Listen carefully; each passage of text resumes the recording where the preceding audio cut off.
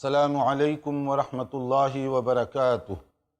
الحمد للہ رب العالمین وصلی اللہ وسلم علی نبینا محمد وعلی آلہ وصحبہ اجمعین ومن تبعہ بإحسان الی یوم الدین، اما بعد۔ محترم بھائیوں اور بہنوں، درس حدیث کے اس پروگرام میں مشکات المصابیح کے ساتھ آپ کی خدمت میں حاضر ہیں۔ حدیث کی اس مشہور کتاب کا ہم نے انتخاب کیا تاکہ کم سے کم وقت میں زیادہ سے زیادہ حدیث رسول صلی اللہ علیہ وسلم کی روشنی میں معلومات آپ تک پہنچائی جائیں۔ اس سے پہلے ہم نے نماز کے بارے میں مختلف باتیں بتائیں اور ہم ذکر کر رہے تھے قیام شروع کرنے کے بعد پہلے آپ دعائے استفتاح، چاہے اللہم باعد بینی یا وجہت وجہی للذی یا سبحانک اللہم یا کوئی اور اس طرح کی دعا پڑھنے کے بعد سورہ فاتحہ کی تلاوت، اس کا مفہوم بتا دیا گیا، سمجھ کر پڑھیے تاکہ نماز کی خیر و برکت سے ہم سب مستفید ہو سکیں۔ اور اس کے بعد دوسری صورتیں جو بھی آپ صورت پڑھنا چاہیں، ویسے رسول اکرم صلی اللہ علیہ وسلم کا جو معمول تھا، جیسے فجر کی نماز میں عموماً طوال مفصل اور عشاء وغیرہ کی نماز میں اوساط مفصل اور مغرب کی نماز میں عموماً قصار مفصل پڑھا کرتے تھے۔ قرآن کریم کی صورتوں کی یہ ترتیب ہے گروپ وائز۔ طوال مفصل کا مطلب تقریباً سورہ حجرات سے لے کر سورہ بروج تک ہوتا ہے، اور اسی طرح سے اوساط مفصل کا مطلب سورہ بروج سے سورہ بینہ تک، اور قصار مفصل کا مطلب سورہ بینہ لم یکن الذین کفروا سے لے کر قل اعوذ برب الناس تک۔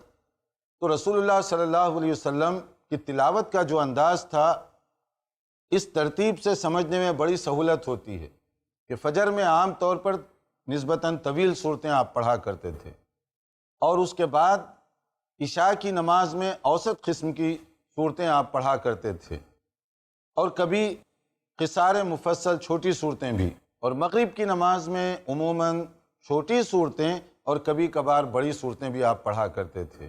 یہ ایک عام انداز ہے۔ اسی طرح ظہر اور عصر کی نماز میں بھی، جیسے اس سے پہلے ظہر اور عصر وغیرہ کی تفصیل گزر چکی کہ پہلی 2 رکعت میں سورہ فاتحہ اور سورت، اور تیسری اور چوتھی رکعت میں صرف سورہ فاتحہ کی تلاوت۔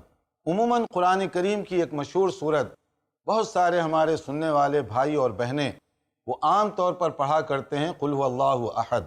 ہم ان سب کی سہولت کے لیے اس کا خلاصہ پیش کر دیں گے یہاں پر مناسبت سے، تاکہ ہمارے ذہن میں رہے۔ جیسے سورہ فاتحہ کا ہم نے سمجھا، اصل مقصد یہ ہے کہ نماز میں تازگی رہے، نماز میں وہ رغبت اور شوق رہے کہ کیا ہم مانگ رہے ہیں، کیا ہم فریاد کر رہے ہیں، نماز خانہ پوری کی چیز بن کر نہ رہ جائے۔ اس لیے جو سورہ فاتحہ کا طریقہ اور اس کا مطلب بتایا گیا وہ ذہن میں ہو، تاکہ ہم جب آمین کہیں تو سوچ سمجھ کر آمین کہیں۔ اور قل هو اللہ عام طور پر لوگ پڑھتے ہیں، کاش کہ ہم اس کے مطلب کو سمجھ کر اس کی اہمیت کے پیش نظر پڑھتے، کیونکہ یہ بھی بہت اہم صورت ہے، مگر عموماً ہم بہت کم اس کی اہمیت کے پیش نظر پڑھتے ہیں۔ عموماً لوگ پڑھتے ہیں اس کو کہ جلدی جلدی نماز ختم کرو، جیسے عام لوگوں کا کہنا ہے، جلدی جلدی نماز پڑھنے کے لیے، کہ یہ بہت آسانی کے ساتھ پڑھی جانے والی صورت ہے، اور نہیں چاہتے کہ نماز میں کچھ دیر لگے، تو اس طرح جلدی کرنے کے لیے پڑھتے ہیں۔ آپ اگر پڑھ رہے ہیں سورہ اخلاص، قل هو اللہ احد، ذرا اس کا ترجمہ بھی ذہن و دماغ میں بٹھائیے۔ رسول اکرم صلی اللہ علیہ وسلم سے مختلف کوسچنز لوگ کرتے تھے، ان میں سے ایک کہ آپ اللہ تعالیٰ کی بڑی بات کرتے ہیں، آپ کی تبلیغ کی بنیاد اللہ پر ہے، ہمیشہ اللہ کی طرف، اس اللہ کی تھوڑی سی اس کا نسب کیا ہے وہ بھی بیان کر دیجئے، یعنی فیملی بیک گراؤنڈ، اور پوچھ کس سے رہیں؟ رسول اللہ صلی اللہ علیہ وسلم سے، کہ اللہ کا خاندان، اللہ کی فیملی کیا ہے؟ تو اس میں یہ جواب دیا گیا، اور یہ جواب ہم سب کے لیے ہے، چاہے کوئی سوال کرے یا نہ کرے، کہ اللہ تعالیٰ خالق ہے، اور مخلوق کی چیزیں اس کے ساتھ شامل کرنا خود غلط ہے۔ قل هو اللہ احد، اعلان فرما دیجیے، کہہ دیجیے، ڈکلیئر کر دیجیے، وہ اللہ احد ہے، اکیلا ہے بالکل۔ جب اکیلا ہے تو کسی کو عبادت میں، ربوبیت میں کسی اور حیثیت سے اس کے ساتھ شامل کرنا یہ جرم نہیں ہے، اسی لیے شرک کو اکبر الکبائر کہا گیا۔ وہ اللہ اکیلا ہے، ہر اعتبار سے اکیلا ہے، اور یہ ہماری عبادت کا بھی جزو اعظم ہونا چاہیے۔ عبادت صرف اکیلے اللہ کی کریں گے، دعا صرف اکیلے اللہ سے، مدد اکیلے اللہ کی ہمیں چاہیے، ہر وقت اللہ کا تصور ذہن میں تازہ رہے، کہیں شرک کی کوئی آمیزش نہ آنے پائے، کیونکہ یہی بنیاد ہے۔ عمل کی غلطی اللہ معاف کرنے والا ہے، غفور الرحیم ہے۔ ایمان اور عقیدے کی کمزوری ناقابل معافی جرم۔ قل هو اللہ احد اللہ الصمد، اللہ تعالیٰ بے نیاز ہے، وہ کسی پر ڈیپینڈ نہیں کرتا کہ آپ کریں گے تو یہ کام ہوگا ورنہ نہیں ہوگا، سیکریٹری آئے گا تو آفس چلے گی ورنہ نہیں چلے گی، یا اس طرح کارندے آئیں گے تو کام آگے بڑھے گا ورنہ نہیں بڑھے گا۔ اللہ تعالیٰ بے نیاز ہے، اسے مخلوق کی کسی مدد کی ضرورت نہیں ہے، نہ اسے کسی کی محتاجی کی ضرورت ہے۔ کوئی دنیا میں جو اس صفت کا حامل ہو؟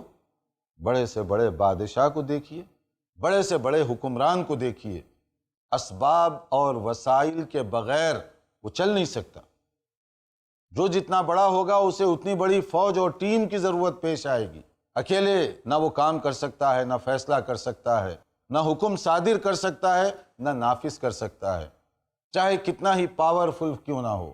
اور اگر کوئی ایسی ذات ہے جو حکم نافذ کر سکتی ہے، کوئی ایسی ذات ہے جو سب پر کنٹرولر ہے، تو وہ اللہ الصمد ہے، اکیلا وہ ذات، لم یلد ولم یولد۔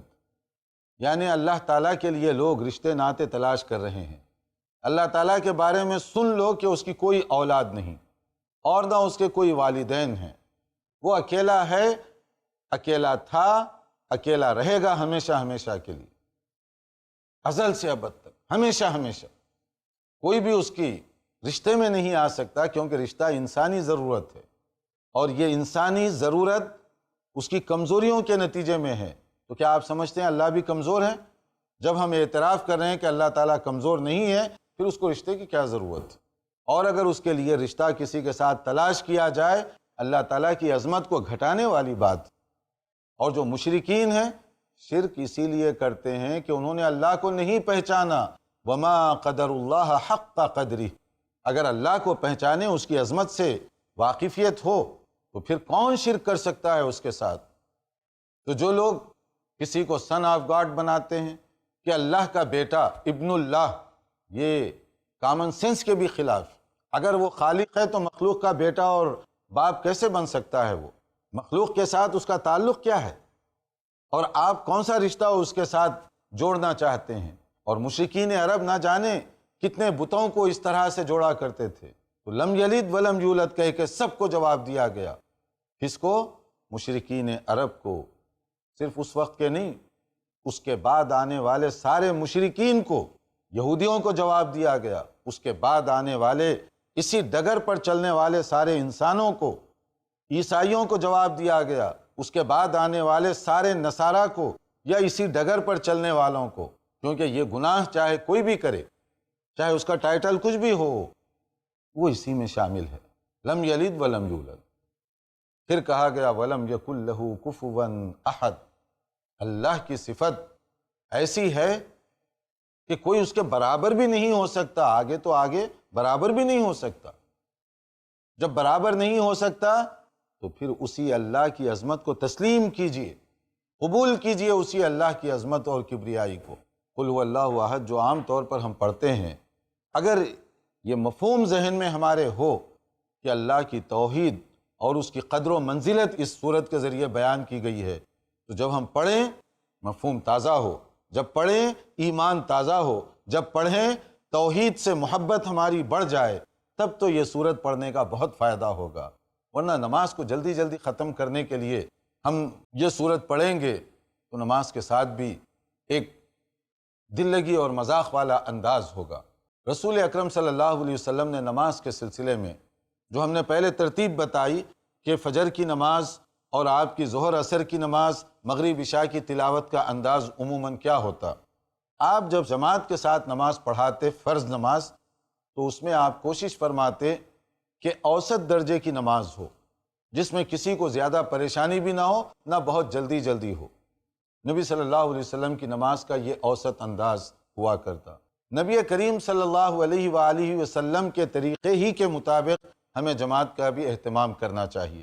اگر آپ اپنی نفل پڑھ رہے ہوں گھر میں قیام اللیل وغیرہ میں، تو اب آپ کی مرضی ہے کہ جتنی چاہے آپ پڑھیں، جتنی استطاعت ہے، جتنی طاقت ہے اتنا لمبا قیام کیجیے، اسی حساب سے رکوع، اسی حساب سے سجدہ، جیسے کہ رسول اللہ صلی اللہ علیہ وسلم گھر کی نماز میں کیا کرتے تھے۔ بہت طویل سجدہ، بہت طویل قیام، بہت طویل رکوع آپ کا ہوتا، لیکن جماعت میں جاتے تو آپ اوسط انداز کی نماز پڑھایا کرتے تھے۔ ایک موقع پر آپ کے ایک بہت ہی محبوب صحابی حضرت معاذ رضی اللہ تعالی عنہ، وہ تھوڑا سا مضافاتی علاقے میں رہتے تھے۔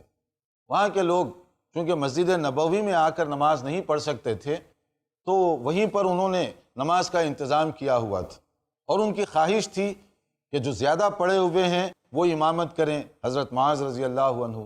حضرت معاذ شہدائی رسول، وہ کہا کرتے تھے کہ میں نبی کو چھوڑ کر اپنی نماز پڑھانے کے لیے تو نہیں آؤں گا، ورنہ اس میں محرومی کی بات ہے، میں تو نبی صلی اللہ علیہ وسلم کے ساتھ پڑھوں گا۔ تو پھر اس کے لیے ایک راستہ درمیان کا یوں نکالا گیا، خود نبی صلی اللہ علیہ وسلم نے، تم پڑھ لو یہاں پر، تم اپنی خواہش کے مطابق پھر جا کر ان کی خواہش پوری کر دو۔ ہاں اگر یہ ہو سکتا ہے تو انہوں نے منظور کیا کہ میں آؤں گا نبی کے ساتھ نماز پڑھ کر، پھر اس کے بعد نماز پڑھاؤں گا، اور یہی ان کا انداز رہا کرتا۔ ایک موقع پر ایسے ہوا کہ وہ نماز پڑھانے کے لیے جب تشریف لے گئے تو انہوں نے کوئی لمبی سورت شروع کر دی، خاص طور پہ عشاء کی نماز میں اگر آپ سورہ بقرہ پڑھیں تو لوگ جو کام کاج وغیرہ کرنے والے، محنت مزدوری، جسمانی مزدوری کرنے والے عموماً، تو صحیح بخاری اور مسلم میں ایک واقعہ نقل کیا گیا کہ ایک صحابی دن بھر کے کام کاج سے تھکے ہوئے جسمانی محنت کر کے اب یہ لمبی سورت پڑھ رہے ہیں، وہ شاید انتظار کرتے رہے شاید رکوع میں جائیں، جب رکوع میں نہیں گئے تو وہ نماز توڑ دی، اور نماز توڑنے کے بعد الگ سے نماز پڑھ کر چلے گئے۔ اب صحابہ کرام کے لیے، وہ جو وہاں پر تھے، ایک عجیب سا مسئلہ بن گیا، یہ اس نے کیا حرکت کی؟ کسی نے کہا یہ منافق ہو گیا، کیونکہ بہت بڑی بات تھی نماز توڑ دینا، کہ شاید یہ منافق ہو گیا، شاید کچھ اور بات ہو گئی، طرح طرح کی باتیں ہونے لگیں۔ لیکن صحابہ کا ایک اچھا انداز کیا تھا، ہمیشہ کوئی بھی نیا مسئلہ پیش آتا، نئی بات ہوتی، نیا سوال ہوتا، کنفیوژن ہوتا، فوری رسول اللہ صلی اللہ علیہ وسلم سے رجوع کرتے تھے، جو آپ نے فیصلہ کیا قبول۔ تو یہ مسئلہ بھی آپ کے پاس آیا کہ یہ اس طرح کی بات ہو گئی، بلکہ وہ آدمی خود پہنچا اور اس نے خود ہی بتا دیا قبل اس کے کہ کوئی شکایت ہو۔ تو نبی کریم صلی اللہ علیہ وسلم کی ادا دیکھیے، اس پر ہزار بار غور کرنا چاہیے۔ نبی رحمت کیسے مشفق و مہربان، آپ نے وہ جس بدو نے یہ حرکت کی تھی اس کو ڈانٹا نہیں، بلکہ امام کی طرف رجوع آپ نے کیا، معاذ رضی اللہ عنہ جو آپ کے محبوب ہیں، اور ان کو ڈانٹا، یا معاذ افتان انت، کہ معاذ کیا تم فتنہ پرور ہو، سماج میں فتنہ پیدا کرنا چاہ رہے ہو تم؟ دیکھیے کتنا سخت لفظ ہے۔ اور پھر آپ نے ہدایت دی، جب تم نماز پڑھاؤ، اور عشاء کی نماز کا مسئلہ تھا تو چند صورتوں کے آپ نے نام لیے، اس طرح کی صورتیں پڑھا کرو جو لوگوں کے لیے بوجھل نہ بنے۔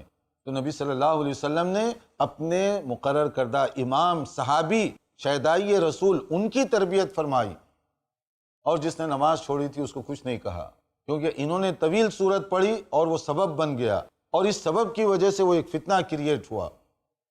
تو آپ کا تربیتی انداز، اس پر غور کیجیے، ورنہ ہمارے ہاں عام طور پر جو گراس روٹ ریزن ہے، اصل سبب مسئلے کا، محرک، اس کو نہیں دیکھا جاتا۔ اوپر سے جو چیزیں سامنے آ رہی ہیں بس اسی پر فیصلہ، اسی پر حملہ، اسی پر ہنگامہ آرائی، جو کہ مزاج نبوت اور تعلیمات نبوت کے خلاف یہ باتیں ہیں۔ تو بہرحال اس میں ایک نکتہ یہ بھی ہے کہ امام جو بنے اوسط انداز کی نماز پڑھائے۔ پھر اس میں دوسرا نکتہ یہ بھی ہے کہ عشاء کی نماز میں جن صورتوں کی تلاوت ہونی چاہیے آپ نے وہ بھی نشاندہی فرما دی، والشمس وضحاها والضحى واللیل یا وضحیٰ، اور اسی طرح سے اقرا بسم ربک الذی وغیرہ وغیرہ، اور خود نبی صلی اللہ علیہ وسلم بدل بدل کر پڑھا کرتے۔ جیسے ایک صحابی کہتے ہیں میں نے نبی صلی اللہ علیہ وسلم کو عشاء کی نماز میں والتین پڑھتے ہوئے دیکھا، سورہ والتین چھوٹی صورت ہے، اور پھر وہ ساتھ یہ بھی کہتے ہیں وما سمعت احدا احسن صوتا منہ، صحیح بخاری اور مسلم کی حدیث ہے کہ میں نے زندگی میں کسی کو اتنی خوبصورت تلاوت کرتے ہوئے نہیں دیکھا۔ اب ظاہر ہے رسول اللہ صلی اللہ علیہ وسلم کا جو انداز رہا ہوگا، قرآن مجید آپ پر براہ راست نازل ہو رہا تھا، حضرت جبرائیل کے ساتھ آپ دورہ فرماتے، قرآن کا ورد کیا کرتے، پھر آپ افصح العرب تھے، تو وہ انداز کیا رہا ہوگا ہم تو اپنے شاید احاطۂ ذہن میں بھی اس کو نہ لا سکیں۔ تو صحابی خود جو عربی ہیں وہ کہتے ہیں اتنی خوبصورت اور عمدہ طریقے سے کسی کو تلاوت کرتے ہوئے نہیں سنا۔ اور فجر کی نماز میں جیسے کہا گیا طویل صورتیں، کان النبی صلی اللہ علیہ وسلم یقرأ فی الفجر بقاف والقرآن، یعنی قاف والقرآن المجید، یا اس طرح کی اور جو صورتیں ہیں سورہ حجرات وغیرہ وغیرہ، یہ آپ عموماً فجر میں پڑھا کرتے، یا بعض اوقات سورہ یوسف وغیرہ کو تقسیم کر کے، جیسے حضرت عثمان رضی اللہ عنہ کثرت کے ساتھ سورہ یوسف کی وہ تلاوت فرمایا کرتے تھے۔ حضرت عمر بن خطاب رضی اللہ تعالی عنہ سورہ یوسف یا سورہ حج وغیرہ اس طرح کی صورتیں بھی فجر کی نماز میں پڑھی جا سکتی ہیں، اور پڑھا کرتے تھے صحابہ کرام رضوان اللہ علیہ مجمعین۔ اور نبی کریم صلی اللہ علیہ وسلم کبھی نماز جو مختلف صورتیں پڑھتے مختلف دن کے حساب سے بھی پڑھا کرتے، خاص طور پہ جمعہ کے دن، کان یقرأ فی الفجر یوم الجمعہ بألف لام میم تنزل فی الرکعۃ الاولی وفی الثانیہ هل اتى علی الانسان حین من الدہر۔ یہ بخاری اور مسلم کی حدیث ہے کہ جمعہ کے دن فجر کی نماز میں رسول اکرم صلی اللہ علیہ وسلم پہلی رکعت میں سورہ سجدہ الف لام میم سجدہ، اور دوسری میں هل اتى علی الانسان سورہ دہر، جس کا دوسرا نام سورہ انسان بھی ہے، یہ پڑھا کرتے تھے۔ اگر ہم بھی اس طرح مختلف مناسبتوں پر مسنون صورتیں پڑھیں تو کتنی برکت ہوگی۔ جب فجر کی نماز میں پڑھتے ہی ہیں، بہت سارے حفاظ قرآن بھی ہوتے ہیں مگر ان کی توجہ ادھر نہیں ہوتی۔ جب آپ حافظ قرآن بھی ہیں یا آپ کو وہ صورت یاد بھی ہے، آپ فجر کے امام بھی ہیں، تو کوشش کیجئے کہ مسنون صورتیں پڑھیں۔ جمعہ کے دن کبھی ایسے اگر آپ بدل کر پڑھیں، اتفاق سے کوئی اور صورت پڑھیں، منع نہیں ہے، مگر سنت کے مطابق پڑھنے کا ثواب کتنا ہوگا۔ سنت کی محبت اور عظمت اگر دل میں آ جائے تو کتنی برکت ہوگی۔ کیوں جان کر آپ پڑھنے کی پوزیشن میں ہیں پھر بھی سورہ سجدہ یا سورہ دہر جمعہ کی دن فجر کی نماز میں کیوں نہیں پڑھتے؟ کبھی کبھی پڑھ لیں، اگر آپ ہر جمعہ کو نہیں پڑھنا چاہتے مگر پڑھ تو لیں کبھی۔ عام طور پر دیکھا گیا کبھی نہیں پڑھنا چاہتے لوگ الا ماشاء اللہ، جبکہ یہ صحیح احادیث ہیں، بخاری اور مسلم کی حدیث ہے۔ اور عیدین کے موقع پر یا جمعہ کی نماز جو نبی صلی اللہ علیہ وسلم پڑھاتے تو اس میں عام طور پر جو صورتیں پڑھتے اس میں سے ایک، جیسے صحیح مسلم کی حدیث ہے، کہا گیا سورہ اعلیٰ اور سورہ غاشیہ، سبح اسم ربک الاعلیٰ پہلی رکعت میں اور هل اتاک دوسری رکعت میں آپ عام طور پر جمعہ کے دن پڑھا کرتے تھے۔ اسی طرح عیدین کے موقع پر بھی، عید الاضحیٰ ہو یا عید الفطر ہو، دونوں مناسبتوں میں یہی صورتیں، اور کبھی کبھی عید کے موقع پر آپ بدل کر بھی پڑھتے، جیسے جمعہ کے موقع پر سورہ جمعہ پہلی رکعت میں، سورہ منافقون دوسری رکعت میں، یہ بھی آپ پڑھا کرتے تھے۔ اور کبھی عیدین کے موقع پر سورہ قمر اقتربت الساعۃ وانشق القمر، یہ بھی وہاں پر آپ پڑھا کرتے تھے، یعنی تنوع بھی تھا۔ لیکن یہ جو خاص طور پر چند صورتیں ہیں، یہ نبی کریم صلی اللہ علیہ وسلم کی عام طور پر عادت تھی، روٹین تھی۔ تو جب ہم پڑھ ہی رہے ہیں تو اسی مناسبت کے ساتھ ایسی ہی صورتیں یاد رکھیں تو اس میں سنت پر عمل کرنے کا بھی ایک فائدہ ہوگا۔ ویسے تو آدمی کوئی بھی صورت پڑھے نماز تو ہو جائے گی، مگر یہ ہے کہ جب پڑھ ہی رہے ہیں کیوں نہیں وہ صورتیں جو نبی صلی اللہ علیہ وسلم کو زیادہ پسند تھیں اور آپ زیادہ اس پر عمل کیا کرتے۔ عموماً دیکھا گیا کہ جمعہ کی نماز میں بہت ساری صورتیں لوگ پڑھتے ہیں ادھر ادھر، مگر سورہ اعلیٰ اور سورہ غاشیہ کی تلاوت بہت کم کرتے ہیں۔ اگر اکثر پڑھیں اور کبھی آپ دوسری صورت پڑھ لیں تو یہ ہو سکتا ہے، تاکہ جواز بھی بتایا جائے اور آپ جو نبی صلی اللہ علیہ وسلم کی جو سنت ہے اس پر بھی عمل کریں۔ اسی طرح فجر کی نماز میں نبی کریم صلی اللہ علیہ وسلم 2 صورتیں عموماً پڑھا کرتے تھے، ایک سورہ کافرون قل یا ایھا الکافرون اور دوسری قل هو اللہ احد۔ یہ خاص مناسبتوں پر نبی صلی اللہ علیہ وسلم یہ 2 صورتیں قل یا ایھا الکافرون قل هو اللہ احد، قل هو اللہ احد جس کا ہم نے مطلب آپ کو بتایا، اور قل یا ایھا الکافرون یہ بھی توحید سے بھری ہوئی صورت، یہ نبی کریم صلی اللہ علیہ وسلم فجر کی سنت میں عموماً پڑھا کرتے تھے۔ اسی طرح سے جب آپ طواف کریں 2 رکعت جب پڑھے جاتے ہیں مقام ابراہیم پر، وہاں بھی مسنون یہی ہے کہ یہ 2 صورتوں کی وہاں پر بھی تلاوت کی جائے، تو اس کے اندر اور بھی زیادہ خیر اور بھی زیادہ برکت ہے۔ ایسے ہی کبھی اگر آدمی درمیانی صورت پڑھے، یعنی درمیانی حصے سے پڑھے، تو یہ بھی پڑھ سکتا ہے۔ جیسے کبھی کبھی نبی کریم صلی اللہ علیہ وسلم سے یہ بھی ہے کہ آپ سورہ بقرہ کا جو آخری حصہ ہے وہ بھی آپ پڑھا کرتے تھے فجر کی نماز میں، یا کبھی قل یا اہل الکتاب یہ بھی آپ کبھی کبھی پڑھا کرتے تھے۔ یعنی مطلب یہ ہے کہ اگر پوری صورت نہ پڑھیں تو ضروری نہیں ہے کہ آپ وہ صورت کا حصہ بھی نہ پڑھیں، بلکہ اگر کوئی طویل صورت ہو تو اس کو 2 حصوں میں تقسیم کر کے یا اس کا ایک حصہ نماز کی 1 رکعت میں بھی پڑھا جا سکتا ہے۔ ظاہر ہے کہ فجر کی نماز میں پورا سورہ بقرہ آپ پڑھیں گے تو وہ تو بہت زیادہ وقت لگے گا، لیکن اس کا ایک حصہ جیسے کہ اس میں بتایا گیا کہ سورہ بقرہ کا آخری حصہ وہ آپ کبھی پڑھا کرتے تھے، تو اس طرح سے یہ بھی ثابت ہوا کہ بڑی سورت کا ایک حصہ اگر کسی نماز میں پڑھا جائے تو بھی بالکل درست ہے، پوری سورت پڑھنا یہ ضروری نہیں ہے۔ جیسے بعض غلط فہمی کی وجہ سے کچھ لوگ یہ سمجھتے ہیں کہ شاید پوری سورت پڑھنا ہی ضروری ہے، اس لیے وہ صرف چھوٹی سورتیں ہی پڑھتے ہیں، کیونکہ اگر ہم سورہ بقرہ پڑھیں تو پورا پڑھنا پڑے گا، دوسری کوئی سورت پڑھیں سورہ آل عمران، سورہ نساء وغیرہ تو پوری پڑھنی پڑے گی، ایسے نہیں ہے۔